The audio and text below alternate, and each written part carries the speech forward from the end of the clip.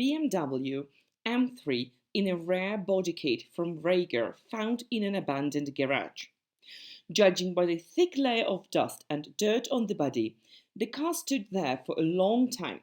There are many different reasons why good cars are abandoned, but they are always painful to look at, especially if you understand the value of a particular model. Recently, the legendary BMW M3 E30 was found in one of the barns in Kosovo, and not ordinary, but in a Rieger Genesis body kit. For many years, German company Rieger has been one of the leaders in the production of aerodynamic tuning kits. Rieger mainly offers kits for German cars, Audi, BMW, Mercedes-Benz and Volkswagen.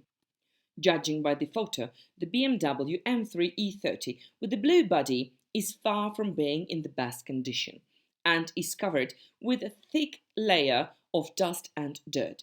Also, with a little effort, the car can be returned to the road. The body kit includes new front and rear bumpers, side skirt in the style of Koenig tuning projects, and new hood with ventilation holes, widened front and rear wheel arcs, a rear window trim, a wing, and a set of good alloy wheels. We have no information on how this BMW ended up in this old barn, and indeed how it got to Kosovo.